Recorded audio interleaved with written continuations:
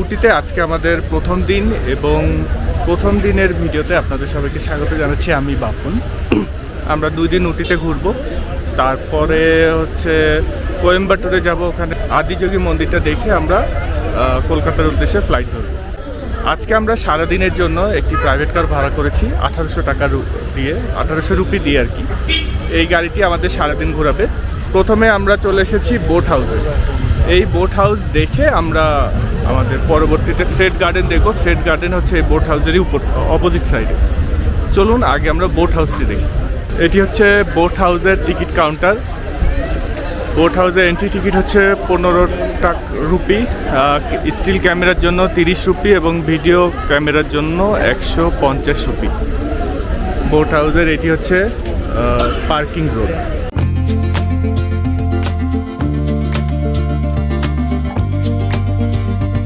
এখানে 3 ধরনের বোট আছে, নর্মাল বোট, প্যাডেল বোট এবং ইঞ্জিন চালিত বোট। এটি হচ্ছে বোটের টিকিট কাউন্টার। আমরা প্যাডেল বোটে উঠব।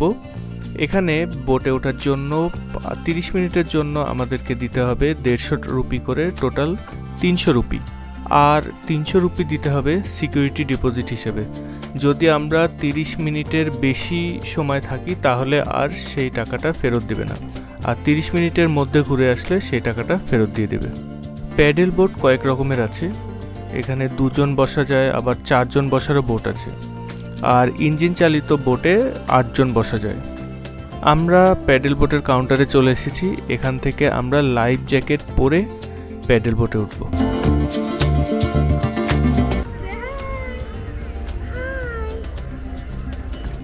উটি এই জায়গাটা কিন্তু সমুদ্রপৃষ্ঠ থেকে অনেক উপরে।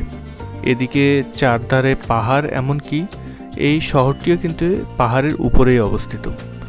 আর এই পাহাড়ের উপরে লেকের সংখ্যা খুবই কম, তার মধ্যে এই লেকটি অন্যতম। এখানে বোটিং করার জন্য বেশ সুব্যবস্থাই বলতে হবে, সাথে পর্যাপ্ত নিরাপত্তা ব্যবস্থাও দেখা যাচ্ছে। কিছুক্ষণ পরপরই নিরাপত্তা কর্মীরা তাদের বোট নিয়ে টহল দিয়ে যাচ্ছে। এই বোট হাউসের মধ্যেই কিন্তু গেমিং জোন এবং বাচ্চাদের জন্য বিভিন্ন রাইডের ব্যবস্থা আছে। এই রেস্টুরেন্টে বিভিন্ন খাবার আইটেম পাওয়া যায়, আপনারা চাইলে খাওয়া দাওয়া করতে পারেন। আর এখন আমরা চলে এসেছি বাচ্চাদের গেম জোনের দিকে।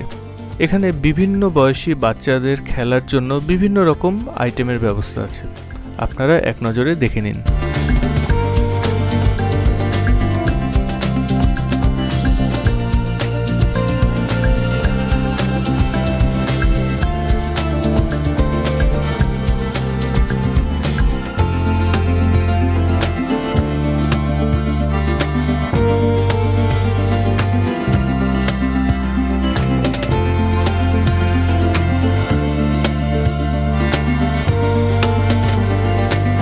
আমরা এতক্ষণ বোট হাউসে এসে বোটে চললাম এবং বাচ্চাদের রাইডগুলো দেখলাম।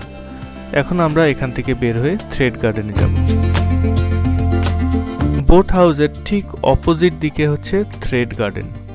এখানে সুতা, সিল্ক দিয়ে বিভিন্ন রকম আইটেম তৈরি করা আছে, যেগুলো আমরা দেখব। এখানেও টিকিট কেটে ভিতরে প্রবেশ করতে হবে। টিকিটের মূল্য বড়দের 30 রুপি এবং বাচ্চাদের 20 রুপি। তাহলে চলুন ভিতরে প্রবেশ করি এবং এই থ্রেড গার্ডেন সম্পর্কে বিস্তারিত তথ্য তাদের কাছ থেকেই শুনি। Silky threads. Nearly 6 crore meter produced for this garden. It took to 12 years finishing the garden with a 50 ladies helper. No needle, no machine, full hand making. Plants, stiffness, canvas material, stems of copper wire use this garden. A plus sales counter means sample you can touch and fill by also. Stone stand, woodwindly original. Everything, flowers, leaf, petals, grass also thread. Any doubt in read the board? Last sample you can touch and fill. Everything made of thread. You can take photos, ma'am. Last you can touch and fill. Thank you.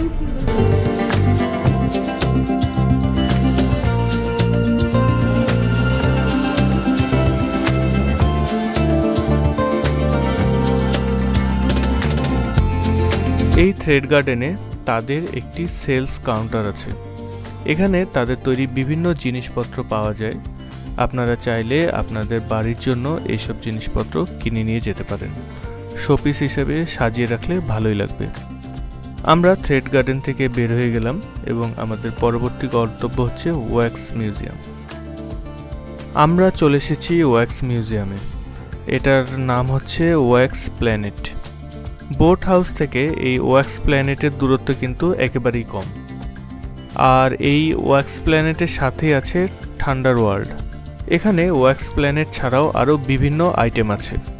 আমাদের আজকে আরও বেশ কয়েকটি spot cover করতে হবে, তাই শুধুমাত্র wax প্ল্যানেটই দেখব। ওয়্যাক্স প্ল্যানেট টিকিটের মূল্য বড়দের 200 রুপি এবং বাচ্চাদের 150 রুপি। এখানে প্রবেশের সময় হাতে একটি ব্যান্ড পরিয়ে দেয়। চলুন আমরা এখন ব্যান্ড পরে ওয়্যাক্স প্ল্যানেটের ভিতরে দেখি এবং এখানকার অবস্থিত বিভিন্ন মূর্তিগুলো দেখতে থাকি।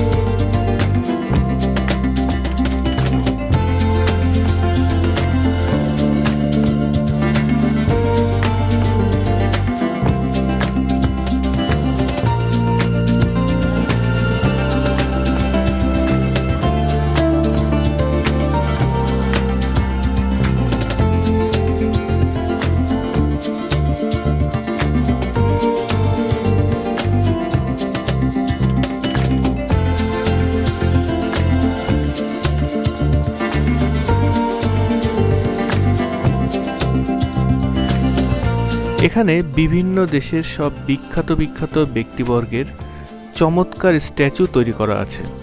স্ট্যাচুগুলোর ফিনিশিং খুবই সুন্দর, আমার কাছে এক কথায় চমৎকার লেগেছে। আপনারা যদি উটি আসেন তাহলে আপনাদের ভ্রমণের তালিকায় অবশ্যই এই ওয়্যাক্স মিউজিয়ামটি রাখবেন।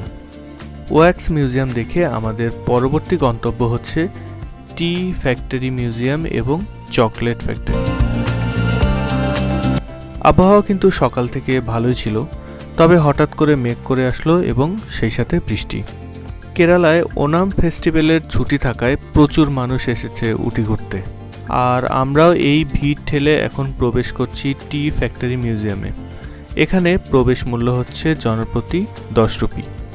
দ্য টি মিউজিয়াম, এই গেট দিয়ে প্রবেশ করলেই হাতের ডানে বিভিন্ন ছবি দেওয়া আছে এবং সেই সাথে বিভিন্ন আর্টিকেল লেখা আছে। এইসব বোর্ডে চায়ের ইতিহাস এবং বিভিন্ন রকমভেদ বর্ণনা করা আছে। আমরা এখন দেখব গাছের ছেঁড়া আস্ত পাতা থেকে কিভাবে চায়ের পাতি তৈরি করা হয়।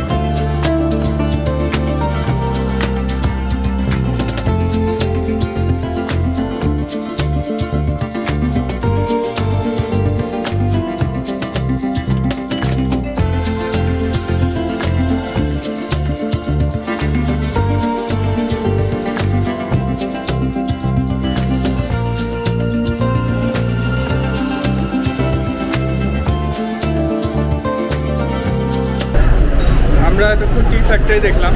টি ফ্যাক্টরি শেষে আমাদেরকে 1 কাপ করে চা খেতে দিয়েছে। এটা হচ্ছে মশলা টি। অন্যান্য সময় শুনেছি চকলেট টি দেয়, কিন্তু আজকে মশলা টি দিয়েছে, তো খেতে ভালোই, খারাপ না। এই টি যেখানে আমাদের টি দিয়েছে তার সামনেই আছে হচ্ছে এদের আউটলেট। এখানে বিভিন্ন রকম চা পাওয়া যাচ্ছে। এখান থেকে বাড়ির জন্য চা কিনে নিয়ে যাওয়া যাবে। এখানে চায়ের দাম আমার কাছে একটু বেশি মনে হয়েছে, তবে যতটুকু জানলাম এখানে চায়ের কোয়ালিটি বেশ ভালো। এই টি ফ্যাক্টরির ঠিক পাশেই হচ্ছে চকলেট ফ্যাক্টরি। চলুন এখানে প্রবেশ করে দেখি যে চকলেট বানানোর প্রসেস আমরা দেখতে পারি কিনা। এখানে তারা দেখাচ্ছে বিভিন্ন প্লেটে বসে কিভাবে বিভিন্ন ডিজাইনের চকলেট বানায় সেটা, কিন্তু এই র ম্যাটেরিয়াল প্রসেস করে কিভাবে এই লিকুইডটি তৈরি করছে সেটা কিন্তু তারা দেখায় না।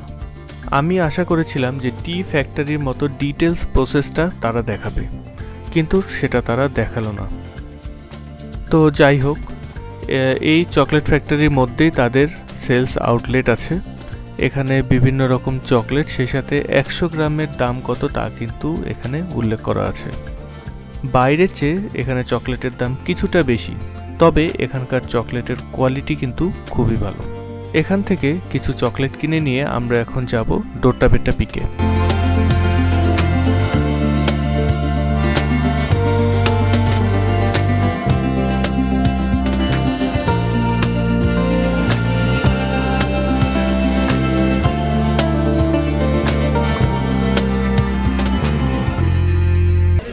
আমরা এখন ডোড্ডাবেটা পিকে চলে এসেছি। এখান থেকে খুব ভালো ভিউ পাওয়ার কথা, কিন্তু প্রচণ্ড মেঘ, এতক্ষণ মেঘে ঢাকা ছিল, এখন মেঘ একটু কমলো, কিন্তু তারপরও খুব একটা ভালো দেখা যাবে বলে মনে হচ্ছে না। সামনে একটা টেলিস্কোপ হাউস আছে, এই টেলিস্কোপ হাউসে উঠলেও একটা ভালো ভিউ দেখা যাবে। এর পাশে বেশ কিছু দোকানপাট আছে, এখানে আমরা ফ্রাইড রাইস খেয়ে নিলাম লাঞ্চের জন্য। বাইরে ভালোই বৃষ্টি হচ্ছে, সেই সাথে আবার প্রচণ্ড ট্রাফিক জ্যাম। আমরা নিচে কতক্ষণে পৌঁছাবো তার ঠিক নেই, যার কারণে এখানে লাঞ্চ করে নিলাম।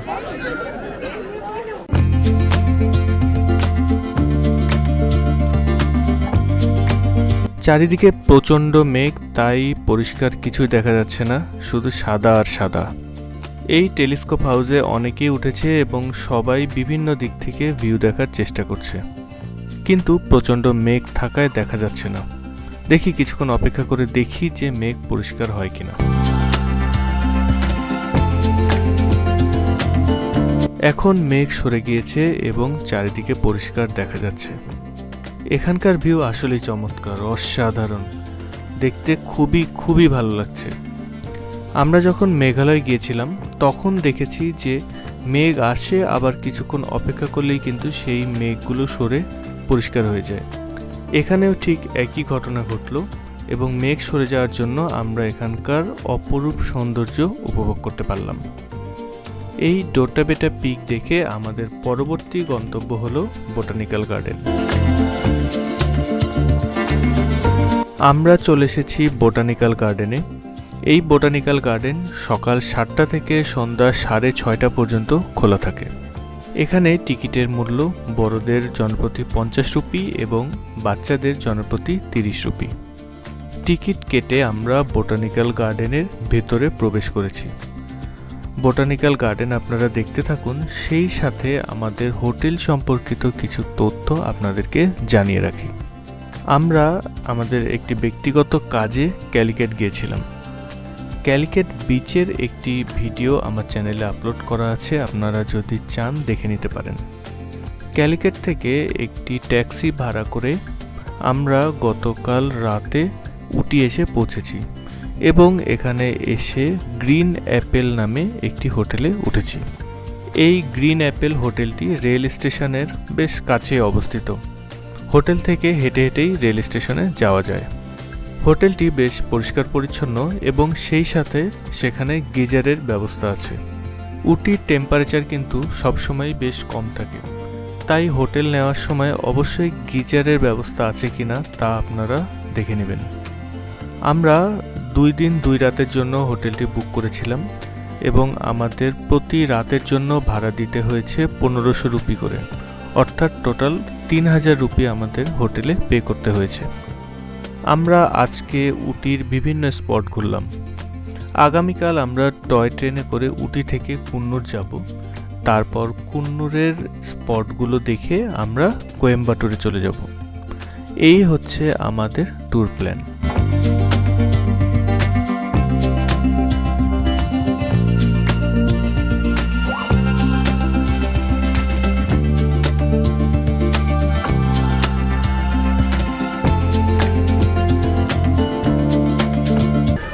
আমরা এতক্ষণ বোটানিক্যাল গার্ডেন দেখলাম। এর আগে তো সব স্পটগুলো আপনারা দেখেছেন। আমাদের আজকে রোজ গার্ডেনও দেখার ইচ্ছা ছিল, কিন্তু আর সময় কাভার হচ্ছে না। এখন প্রায় 5:45 বাজে। এখন আর রোজ গার্ডেনে যেয়ে ঢুকে দেখা সম্ভব না, যার কারণে আজকের মতো আমরা রুমে চলে যাব। আবার আগামীকাল সকাল সকাল আমরা বের হয়ে দেখি কোথায় সাইটসিং করা যায়, সেটা নেক্সট ভিডিওতে আপনারা দেখতে পারবেন। তবে অবশ্যই চেষ্টা থাকবে টয় ট্রেনে ওঠা। তো দেখা হচ্ছে আগামীকাল। সেই পর্যন্ত আপনারা সবাই ভালো থাকবেন, সুস্থ থাকবেন, নিরাপদে থাকবেন। আজকের জন্য শুভ বিদায়।